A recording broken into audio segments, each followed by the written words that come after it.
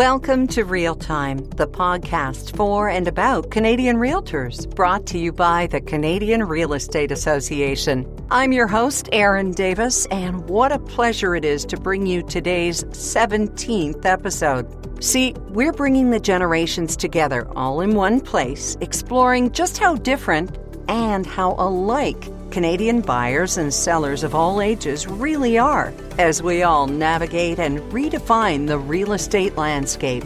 Shifts in real estate are often cyclical. As one generation moves into retirement, the next takes its place as the primary market contributor. Or at least that used to go without saying. Today, with economic swings, new technologies, the pandemic, and other contributing factors, it seems multiple generations are vying for the same opportunities, though perhaps for different reasons. Today on Real Time, we're opening up the floor and the lines of communication among four highly accomplished realtors, each of whom represents a different generation themselves: Gen Z, Millennials or Gen Y, Gen X, and Boomers. Let's start with Gen Z, defined as anyone aged 6 to 24, and represented here today by Austin Titus from London, Ontario. He's a broker, awarded Top 30 Under 30 in 2019 and 2020. And from Gen X, which spans ages 41 to 56, a high-profile Toronto area realtor and investor who's ranked in the top 8 in sales volume and transactions completed in 2020, plus 13th for sales among her company's agents, Devel Morrison. In your experience, both of you, what differentiates younger buyers, Gen Z, for example, from the generation of buyers like Gen X? Devel. Well, I think the main thing is that because they are older and they have been earning more income, that they are more established in the market. So most of them are not first-time home buyers. They're move-up buyers. So they're looking at their second place or their third place, or in some cases they're looking for an investment property or they're looking for a cottage property. So I think that's the biggest difference. My Gen Z people, of course, because of their age, it's their first purchase ever. So that's what they're looking to do. And who are you finding, Austin, Gen Z? What are they looking for primarily? Yeah, Gen Z is pretty much looking for that starter property, right? They're looking to get into the market, develop themselves, and potentially move on in the future. I've been finding a lot of people in that Gen Z bracket are more leaning towards the condos market, townhouses, what's more affordable out there that they can get into, as well as potentially outside of the urban markets. They might be looking more towards, for example, London that I'm in right now, or even outside of that area. So let's look at what all of this knowledge that we are able to glean online has done for Gen Xers and Gen Zs in terms of what they come to you already knowing. Devel, do you find that Gen Z, the ones that you have dealt with, have a good understanding of the market and perhaps more than previous generations? Or what's your take on Gen Z in this case? Yeah, I think because of the internet and because everybody can Google, I think that when Gen Z comes to you, they are definitely a little bit more educated. I also host online webinars for my clients to help them become more educated in the first-time home buyer process. But absolutely, there's definitely always questions. In a lot of the cases, Gen Z has a parent in tow as well. So the parent is there guiding them as well. But the other challenge sometimes is that the parents' expectations of what their child can get in a condo are unrealistic because they're basing it on, when they were young and when they bought something, and that's not the case. But a lot of the times you've got a parent in tow who's most likely co-signing or helping with the down payment. So, they are part of the decision-making program as well, too. So, whether it's having that parent tag along on a home inspection or a second visit, but they are usually a significant part of the equation. In fact, back in the day, pre-COVID, when we could do open houses, I would usually recommend to my clients after they've seen a house with me or a condo with me that they like, I would suggest to them, go back on the weekends with your parents at the open house and take another look, because I know that the parents are a significant factor in the decision-making. Mm-hmm. Austin, you've sort of described yourself at times as one of the realtors who has to play dream crusher when it's not as much fun as Candy Crush either. But, when it comes to Gen Z, can you explain that? And how do you go about doing that gently, realistically? Yeah, absolutely. I think it really starts with going through that pre-approval process, right? And having clients to understand exactly what they're able to afford out there. After that, we go through the consultation and we really look down and see, okay, here's your idea of what you are looking for in a property, but what does that actually get you in today's market, right? We're going to have everyone that's painting the dream for you and what you're hoping to get. But when it comes down to it, what does that look like? And what our role has been becoming is essentially that, exactly what you said, a dream crusher, right? Where we're now sitting down and saying, yes, what you had aimed for last year and what you can afford this year are very different things. But it's our job now to also paint that picture and make it a good one for these people to say, look, you might not be getting the pool and the 5-bedroom home and the double car garage, but you are going to be getting something that is going to allow you to get to that place of financial freedom and get into the dream home in the future. That's fantastic. Let's talk about Gen Z and Gen X in terms of what is driving their real estate decisions. Is there anything that stands out to you that we haven't already discussed? I would just say lifestyle. I mean, I think that when people, they live in a certain space and then all of a sudden they realize they're tired of the space or they're tired of the neighborhood, and then all of a sudden they want a bigger space. I would say that really tends to drive decision making, and also family lifestyle. For some people, it's, they're single, but now they're coupled, so now they need a bigger space. For some other people, it's they're coupled and now they're expecting a child, so now they need a bigger space. And so for others, it's they're a couple, they've got one child, but now they're expecting another child, so now they need more space. And, I had one couple that I worked with last year. They were pregnant and needed more space for 2 children. But one of the things that she said to me was during COVID, all the playgrounds were locked down and she couldn't use them for her child. So she said, I now need to make sure I have a backyard so that if the playgrounds get locked down again, my child can play in the yard. And so I think it's really interesting that, COVID is taking decisions, I think, that what people would have needed 5 years to decide, it's making them make those decisions very quickly. Isn't that interesting, the things we took for granted, right? Mm-hmm. Wow. Let's talk money here. Deval, you have said that there is no longer any stigma. In fact, it's almost the norm for your clients to be with the bank of money and daddy. At least that's what we used to call it in our house. But asking your parents to be the lifeline is so much more the norm. Yeah, absolutely. I would say that it's definitely a standard thing. People pick up the phone and call, the bank of mom and dad. It seems like dad's the lifeline. Let me see if I can get more money. Let me see if I can get more money. And I don't care what age my clients are, whether they're 20-something, 30, 40-something, or 50-something. Everybody is relying on their parents. But, I think back to when Gen X purchased real estate, a lot of us got help from our parents to begin with. So there's really no shame in asking your parents for money. There's nothing wrong with your parents giving you money if they have it, of course. I realize that not everybody has that luck where they've got parents who are willing to give or can give.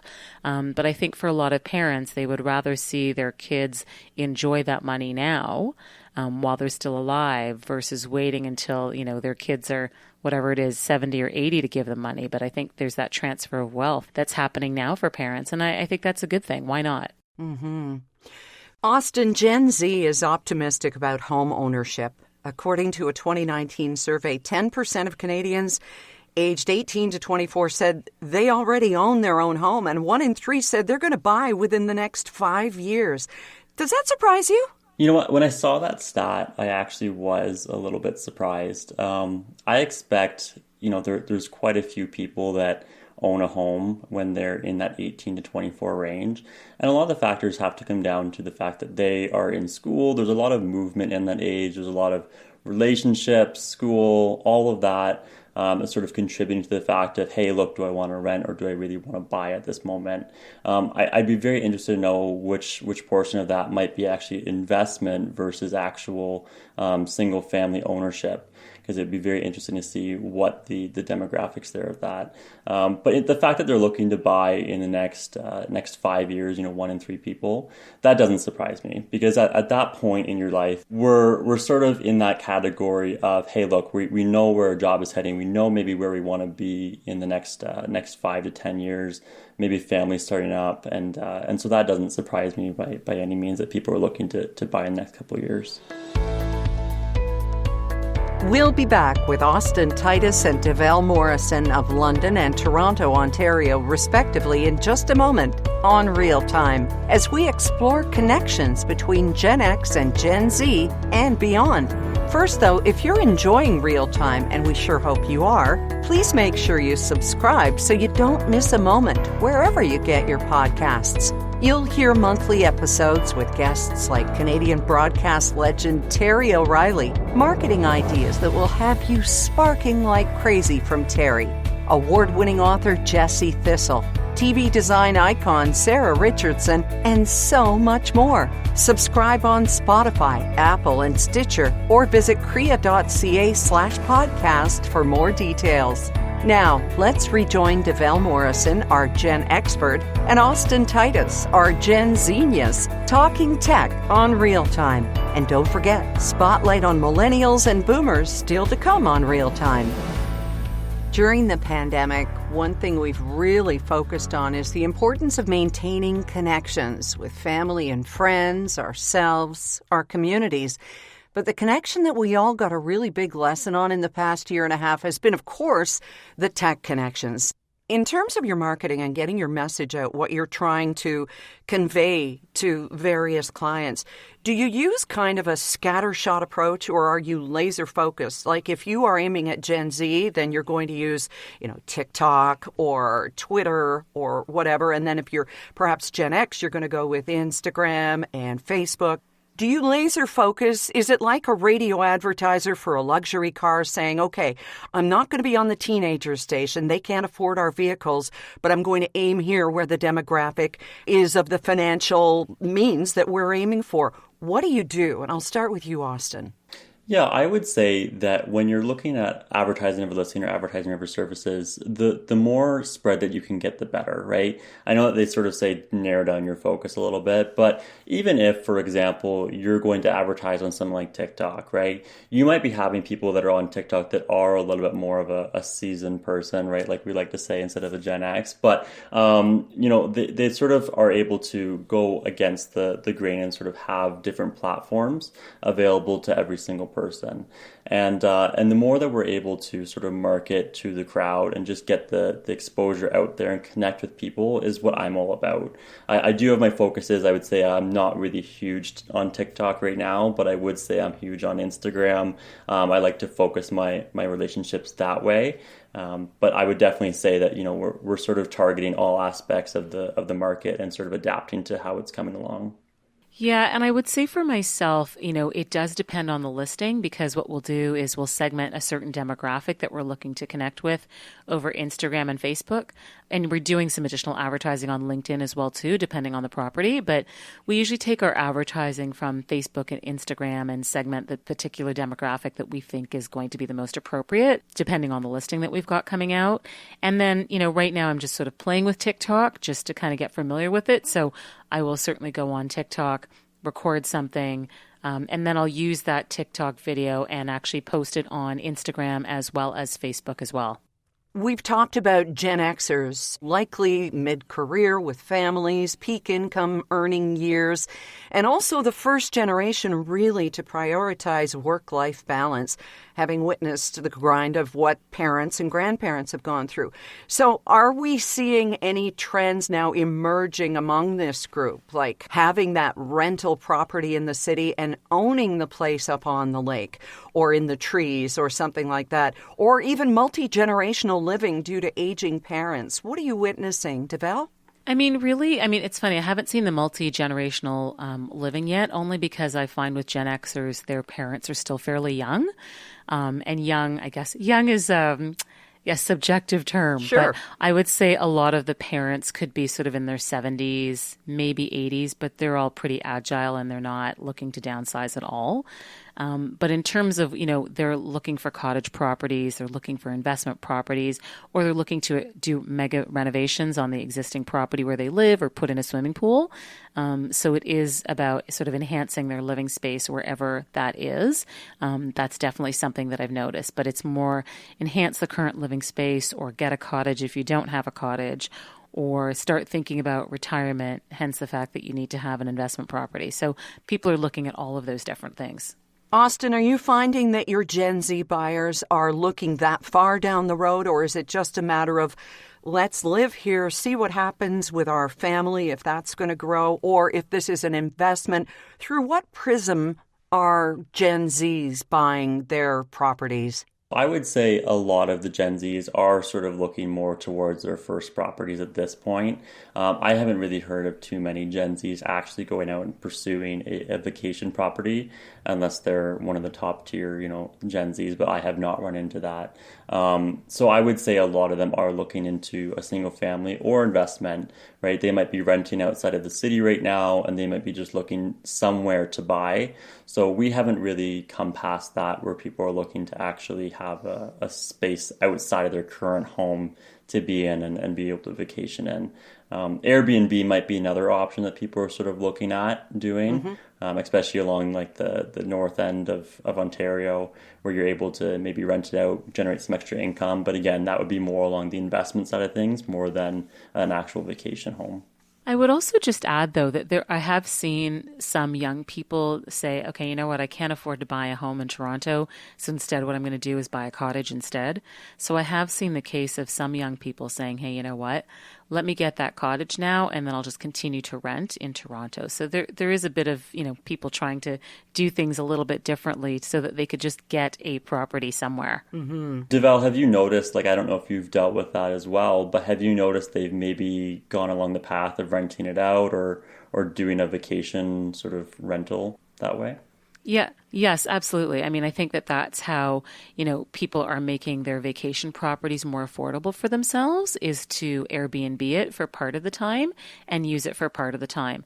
I have a couple of properties in Prince Edward County, and I do see that some of the other owners of Airbnb type properties in Prince Edward County, they are all ages, but I'm actually surprised by how many young people are doing it, and they are doing it so that they can have a place to stay, but then they also rent it out so they can kind of have the best of both worlds, have somebody else pay and cover your bills and then also give you a place to stay when it's available.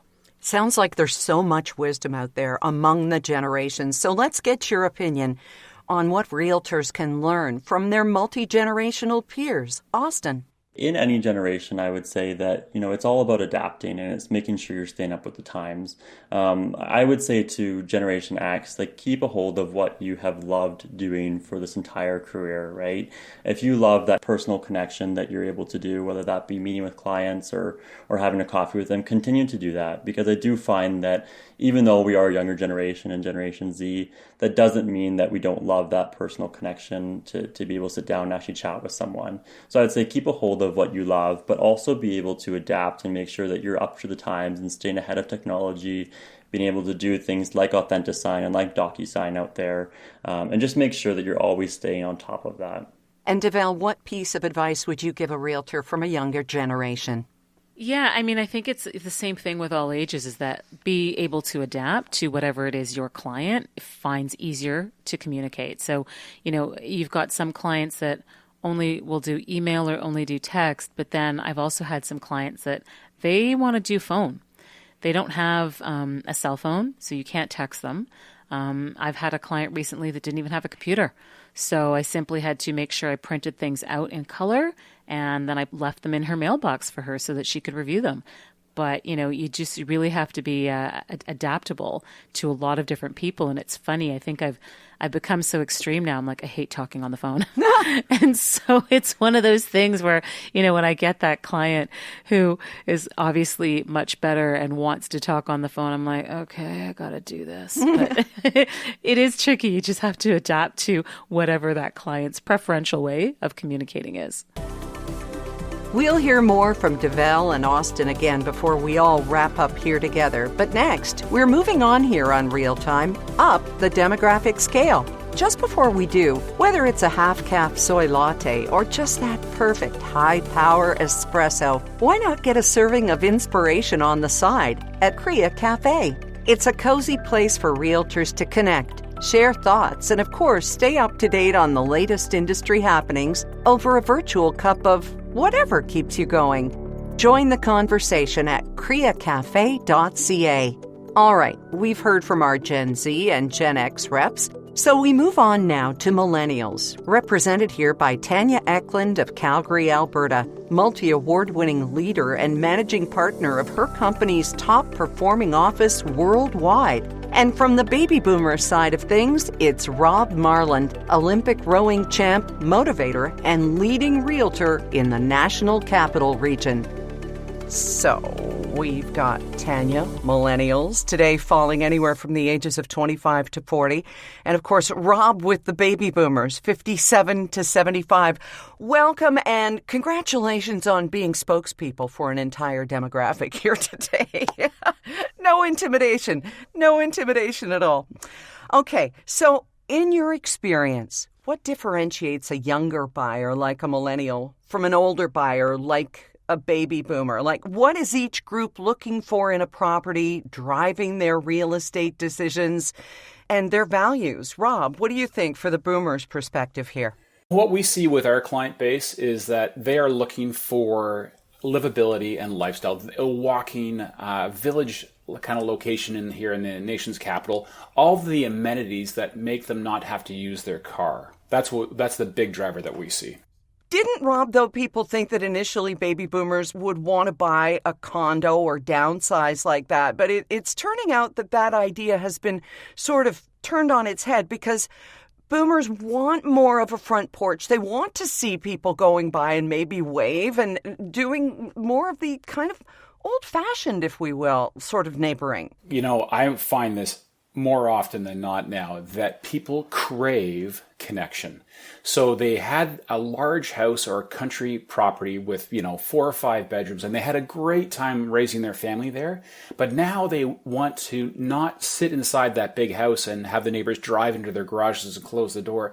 They want to sit on the front porch and have people walk by and engage and actually be curious. So we're actually finding that the condo market is alive and well, but we're finding that we have a lot of baby boomers that are buying old, I'm not going to say run down, but historic houses that would be not typically the profile before because they crave that environment. Tanya, what are you finding in terms of millennials and values and what they're looking for in a property and what is driving their real estate decisions? Well, like most parts of Canada, we're also, seeing a boom here, especially in the last 90 days. And the millennials are more driven by lifestyle and affordability, and the baby boomers are more driven by functionality and lifestyle. And I deal with both categories, as does my team.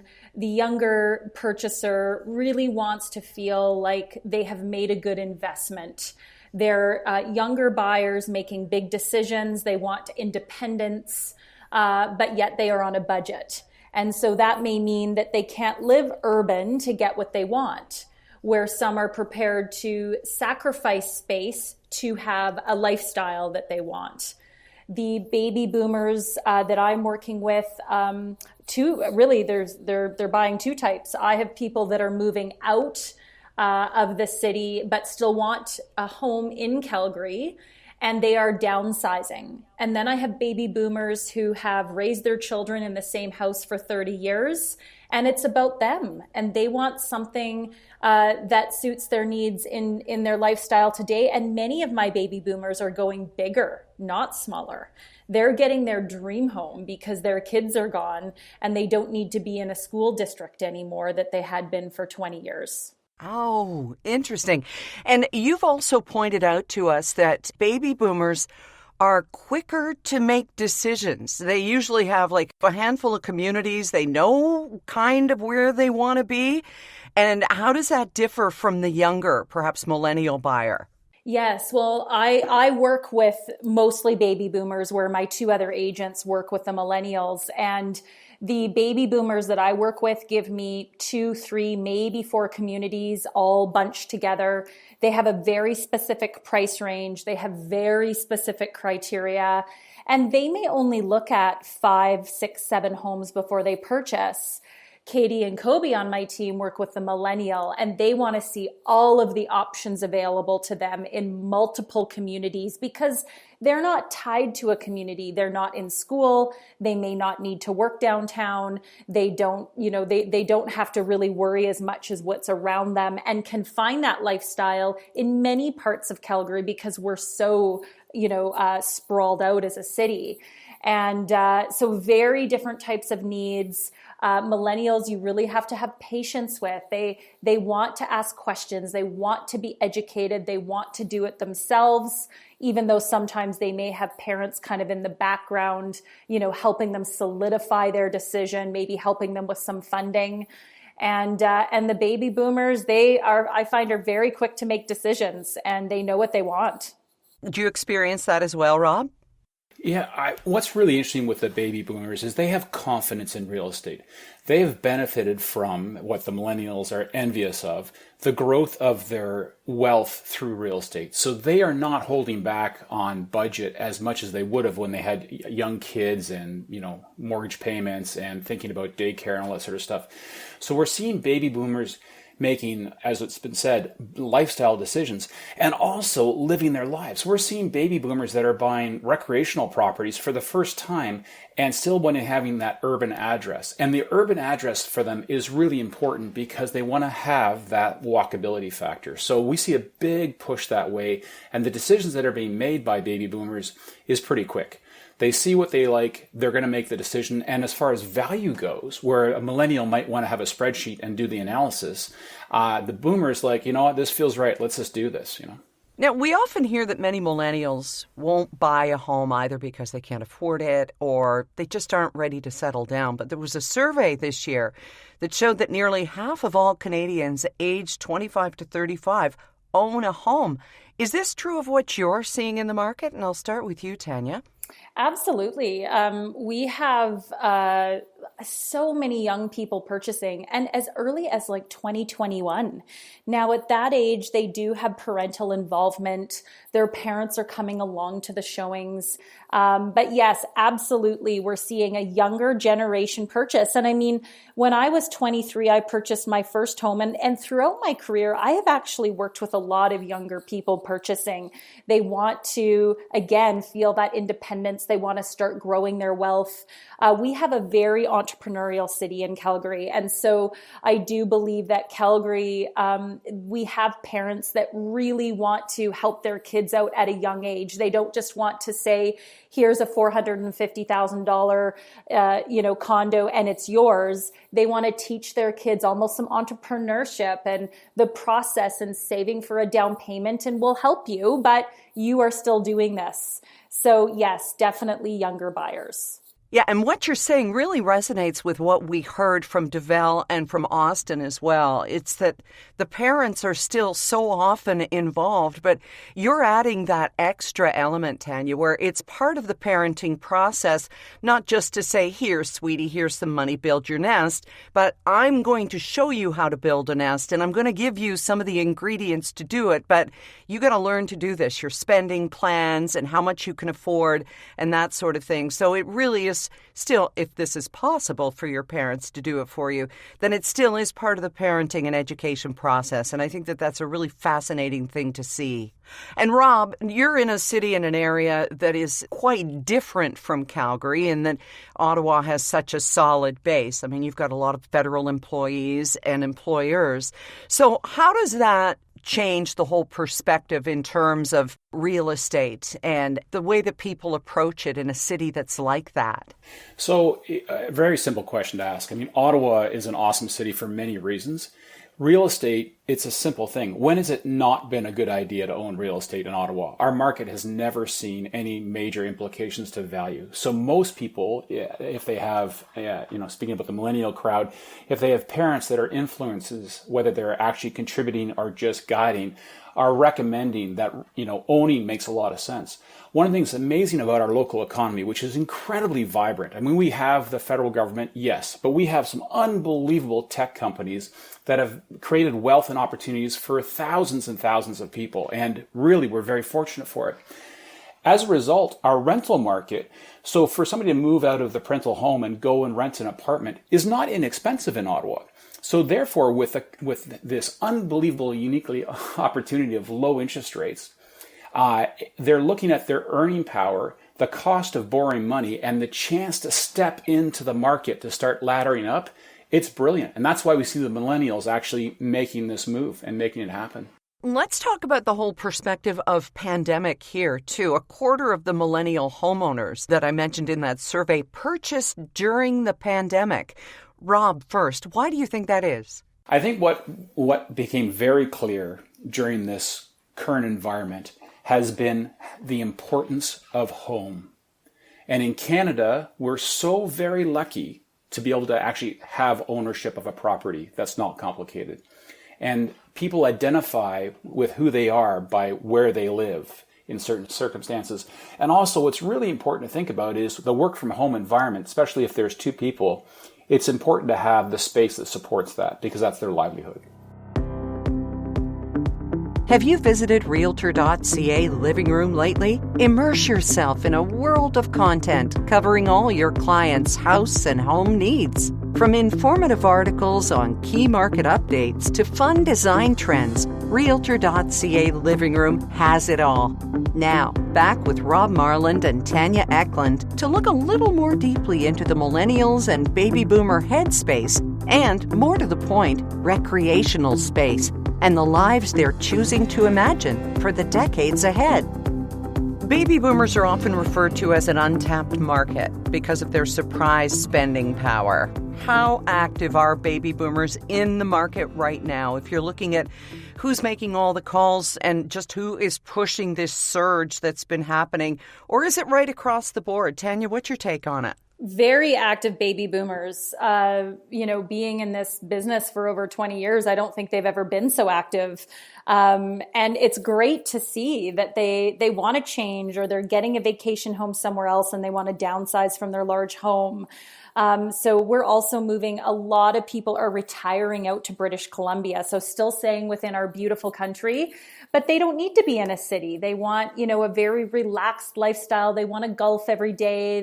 They want the water. And so they're selling their large homes here and sometimes keeping a home still to be close to the kids in Calgary, but also, going out to being retired. So very active market with the baby boomers here, the most active I've ever seen. Wow. And Rob, how about from your perspective? I think the baby boomers are definitely active. I mean, in the 90s when I started in real estate, things were a little different, a little bit slower, you could say.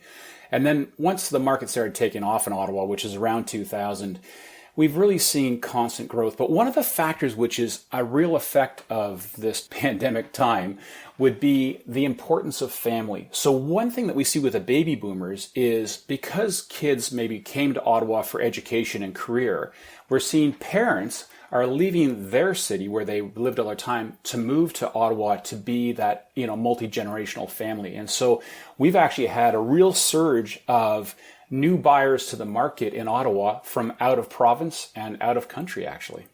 Are baby boomers and millennials, Tanya, competing for many of the same properties in your experience? We see a little bit of an overlap here, but generally no, because it's really driven by price point.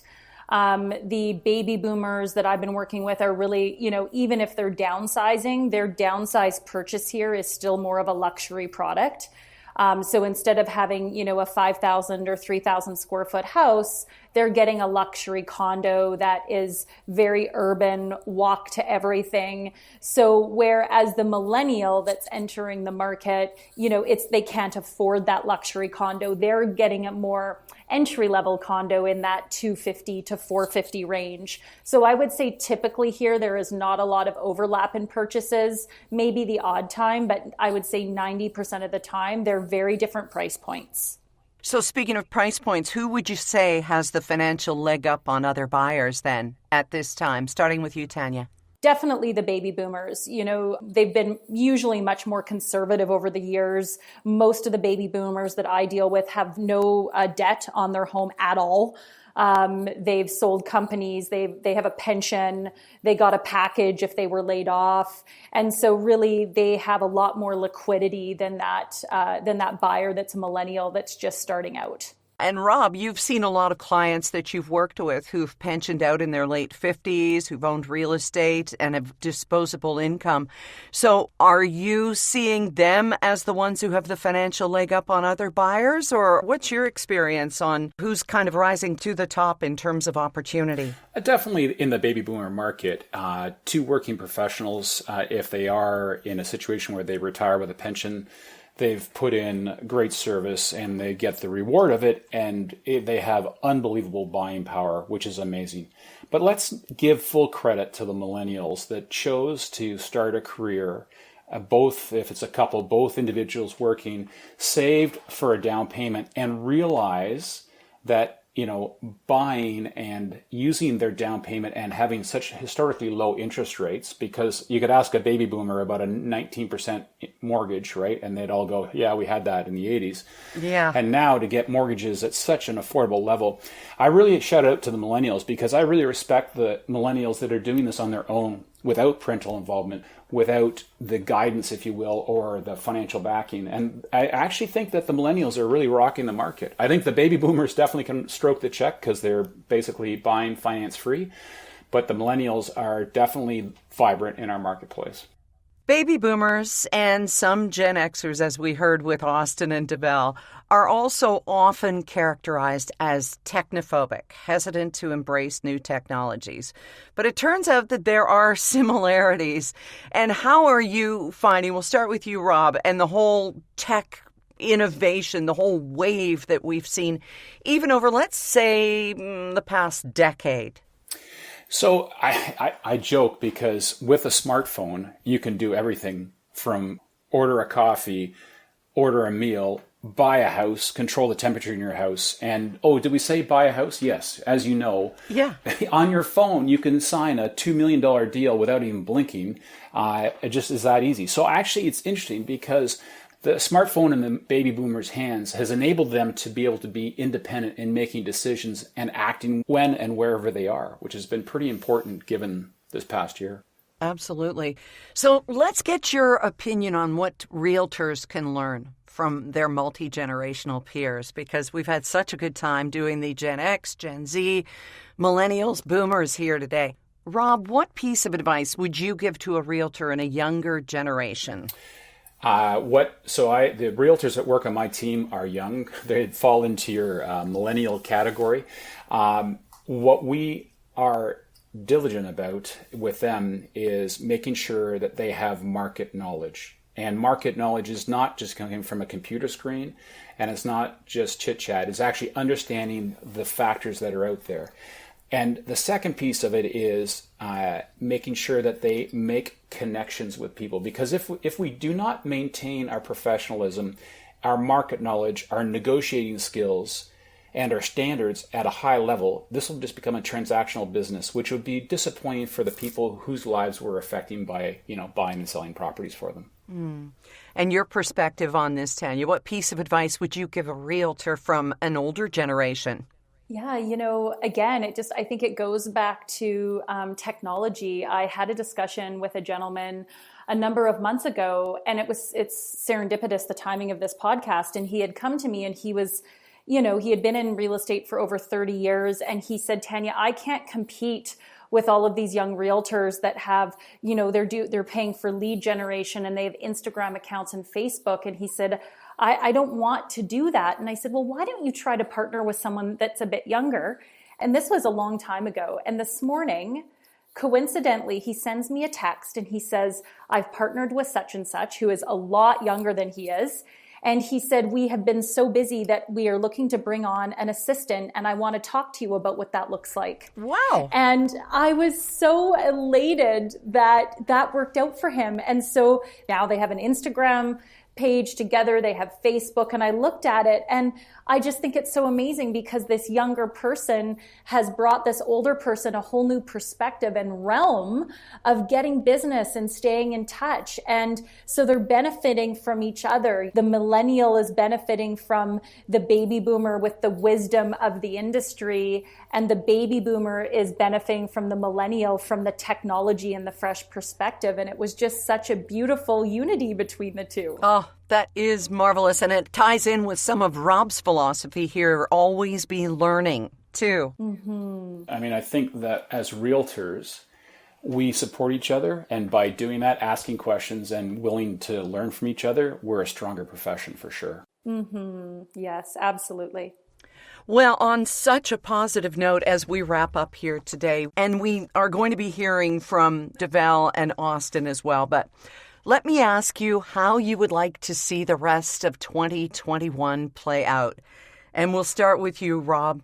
Oh, the year's going to wrap up awesome in Ottawa. I mean, honestly, you know, in the springtime, one of the most exciting things that happens here is to actually fill the canal back up with water, which if you don't live in Ottawa, you might go, what is that about? Well, we have this thing called winter and it's a skating rink. But the way I'd like to see the year end is it be vibrant and everybody have the opportunity to be outside and do the things they love. And also for the businesses that have had challenges over the past year, for them to be embraced and supported in a way that everybody needs it to be.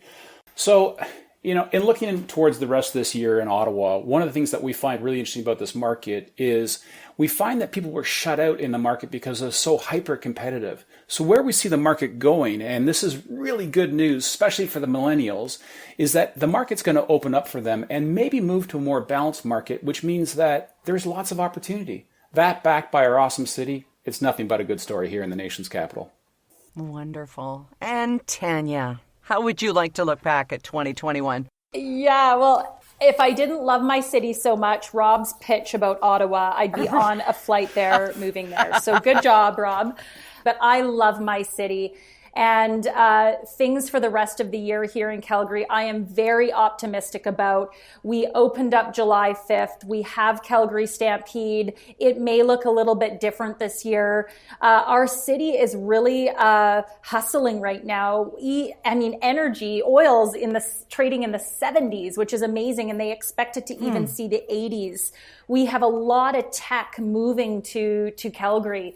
And so a lot of companies are seeing the quality of life in Calgary. We're close to the mountains. We have not only affordable residential real estate, but really affordable office leasing here. So they're looking at it as a great opportunity for their startups.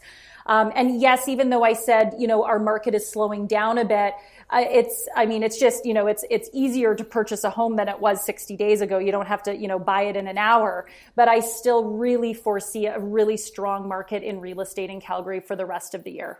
Austin, how are you hoping to describe 2021 when the year is in the books? Yeah, I really hope that this end of the year as we come into 2022 is just set off with more of an expectation that, look, we maybe don't have to go as quick as we have been the past while. We've had such an adaptation to what happened with COVID. We had to change so much in our business that it would be nice to sort of have a little bit more of an understanding as to how we're going to move forward, both in this business as well as the economy and just how things are going to run. So I think that we're going to see, and what I hope to see at least, is that maybe we just enjoy a little bit more of the year coming and more of a stabilization of the market, less craziness, and just overall a happy feeling out there. Just breathe, even through a mask. Just breathe. Yes. And Deval, last word to you. Yeah, I think that is the challenge in terms of, for a lot of real estate agents, they're, borderline burning out at this point because they've been working for 15 months straight and no one's been able to take a vacation or go away. And the challenge with COVID is that I find that people contact you at all hours and they just expect you to be available because what else are you going to be doing? You're in lockdown. You can't go anywhere anyways. But just because I'm in lockdown doesn't mean I want to start working all the time. So, I think I'm hoping that as realtors, we can all find that work-life balance again as things open up and people start going about doing other things in their lives. And, I think that once we hit fall, people are going to be going on vacations and jumping on planes again. So I do hope that we can get sort of that work-life balance back, because I think in the last year, as luckily as we've been able to continue working, I do think it's a bit of a challenge for a lot of us to stop working. Our thanks to Devel Morrison, Austin Titus, Tanya Eklund, and Rob Marland for their insight, wisdom, and optimism in our Pan-Gen chat here on episode 17 of Real Time. If you're wondering how we topped this one, join the club. But we could just leave town, so we might. In our next podcast, we're going to dive deep into the latest vacation property trends, throwing open the curtains on issues including affordability, the short-term rental market, and the impact they have on local communities. I'm Erin Davis. We are so glad you joined us, and don't forget to subscribe to Real Time, and you won't miss an episode ever again. Real Time is produced by Rob Whitehead and Real Family Productions, plus Alphabet Creative. Thanks again for joining us, and we'll talk to you again soon.